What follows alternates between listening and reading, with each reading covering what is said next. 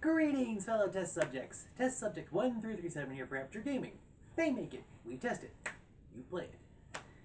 And welcome to Aperture Reviews, or Aperture Gaming Reviews. So, on today's episode, this is the second episode of our series of free-to-play reviews.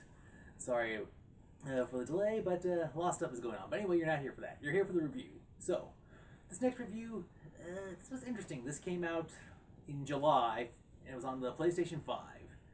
So I decided, you know what, let's give it a shot, see what all the hullabaloo is about. Let's get into this review now, shall we? Series. The name of the game is Zenless Zone Zero, and as far as I can tell, I don't think it is a sequel, prequel, or in-between quel. Team. Forgive me if I mispronounce this. The team that developed this was MyHoYo, lowercase m, lowercase I, capital H, lowercase o, capital Y, lowercase o. And it was also published by them in China, but for the worldwide release, it was published by Cognosphere. I just want to make sure I got everything pronounced correctly. If I got it wrong, I apologize profusely. Plot. This game is very much like watching an anime series. You pick either to play as either Weiss or Bell. And here's what. In some alternate timeline, the world has survived a post-apocalyptic scenario, but it's like everything seems to be like the technology seems to be around the 2000s era. These holes keep popping up, and monsters are inside them. And you have a series of people who can either do this professionally as part of the government, or you have raiders that go into these dimensional rifts to try to find treasure and fight monsters and get a lot of money. As Weiss, you work with a group called the Hares, and your job is to guide them out of their predicaments. But after something goes wrong with the retrieval of a package, well, let's just say a mystery starts to involve, like, where are these spheres coming from? Is someone controlling them? Is someone controlling who can go in and go out? A bunch of unknown factors involved. Gameplay controls. The gameplay is a balance between narrative and action combat. It's in third person. You first start, you pick either Weiss or Bell. I picked Weiss. I'm not sure what happens if you pick Bell, but you do play as both every once in a while. Outside the missions, you walk around some enclosed areas. You can talk to other people. You can shop and buy and sell stuff to help you and your team.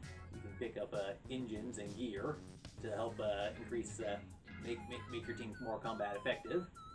And when you're inside the dimensional rifts, you can pick three players to go in, and you can swap in between them. Where they do regular combat, they can dodge, and they can do special combats, and then they can do ultimate ultra attacks. After completing each of these stages, it then gives you a reward so you can level up your team and your gear. And the interesting thing is how they have the this was interesting how they have the navigation for inside the zones. You have a series of TVs, and you can pick. Sometimes it's a direction you cannot alter, and sometimes it's like, okay, if you go this way, you can get out faster. But if you go this way, you'll have to fight a monster, but you'll get the collectible, so you can get the S rank. So that's pretty cool. Kind of like how they came up with this idea for gameplay controls. Graphics. The graphics for this game are very good. It looks like a very CGI anime. So yeah, so the game, like in terms of story, visuals, so here's what it kind of reminds me of a combination of No More Heroes, Hi-Fi Rush, RWBY, Ruby, and Fooly Cooly. So the visuals out of this are great. So the characters look good when they're in the interaction mode. Then they have when they're talking to each other in the comments, and then for the combat looks really great. This is like I said, this really does look like you're playing an actual anime, so it's really good. Audio. The audio in this game is pretty good. They have a funky background track, and it changes based on what you're doing. Like if you're outside the shop, inside the shop, what time of day it is. So yeah, they have morning, afternoon, evening, and night, kind of like Dungeons of Hinterberg.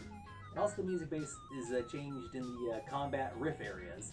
From like, oh, you're in here, but it's intense. But then we get to the actual fight. The slashing effects, the gunshot effects, the explosion effects, and the voice work is really well done. Like I said, it is pretty much like watching anime, and very good job to the voice actors who worked on this. Multiplayer. Yes, this game is in fact a multiplayer game. But so far I've been playing it solo, but yeah, I think you can have up to 3 other people, so this way you have a full party of 4 inside the rifts. So yeah, it is a multiplayer feature game. DLC. Yes, there is DLC for this game. As you play the game, you can unlock abilities to either buy new gear or unlock special engines to help you either move faster, shoot fire, or be invincible for a few moments. But if you're impatient, then you can just directly buy the stuff, either with real money or with the stuff that you unlocked. And also sometimes you can unlock additional characters to add to your roster. So yes, there is DLC. Issues. Okay, from a technical standpoint, there is nothing wrong with the game. But like I said, it is an anime. It does feel like it's an anime, so it does have the cliches. So like, it's basically the monsters, the alternate timeline, the post-apocalypse, the weird technology. Okay, no one has natural hair color. It's teenagers fighting to save the world as per usual. And I remember once Yahtzee was describing a Final Fantasy game. Everyone's attire, it looks like a clown hung out their laundry to dry on the in the backyard, and everyone ran through the laundry at full tilt, and that's how they got dressed. But the one thing that really bugs me technically wise is how there are 3 ways that the story is narrated, and it's very heavily narrated. When you're talking to someone outside in the street, it's just click the button back and forth talking. And then there's some scenes where there's no audio. You have to read the text. And then there's some scenes where they are reading the text. Then there's some conversations where everyone is sitting very still, like with only some minor movement, while there's a conversation back and forth. Almost like the old Fallout, but not like ramrod stiff.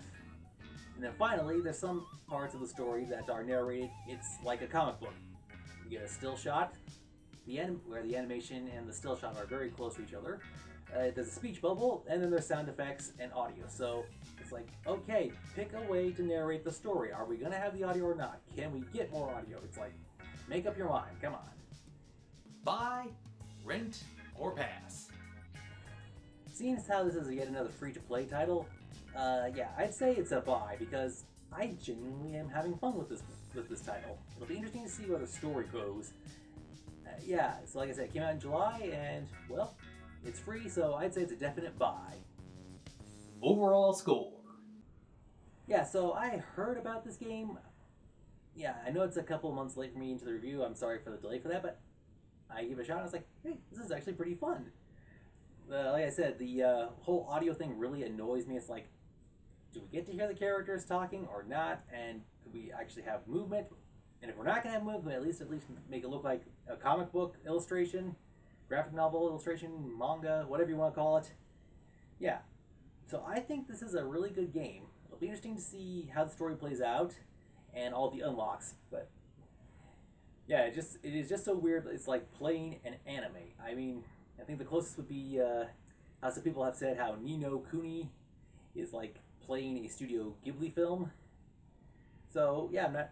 And there's also all these other officially licensed anime games out there. So it's kind of weird to see this, and I don't think it's based on an anime. I think it's its own intellectual, individual property. So yeah.